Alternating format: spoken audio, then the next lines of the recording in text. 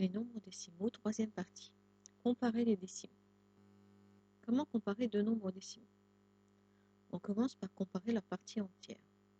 Les nombres décimaux se rangent dans le même ordre que leurs parties entières. Par exemple, 74,58 et 2,784. La première partie entière est 74, la deuxième 2. 74 est plus grand. Donc 74,58 est plus grand que 2,784. Si les parties entières sont égales, on va comparer les chiffres des dixièmes. Exemple, 8,58 et 8,7. Les parties entières sont égales. On va donc comparer le chiffre des dixièmes.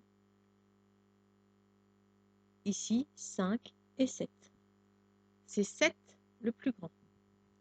C'est donc 8,7 qui est plus grand que 8,58.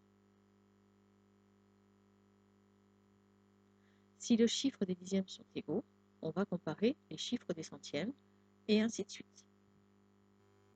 Attention, il faut comparer les chiffres de la partie décimale et non pas la partie décimale dans son entier.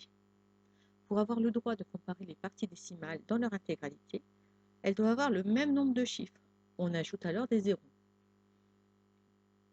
Par exemple, 20,79 et 20,756. Les parties entières sont égales, le chiffre des dixièmes est le même. On va donc comparer le chiffre des centièmes, 9 et 5.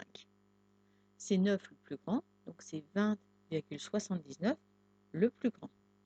Si on veut comparer les parties entières, il va falloir rajouter un 0. On aura donc bien 3 chiffres dans les deux parties entières. 790 est plus grand que 756. On arrive donc au même résultat.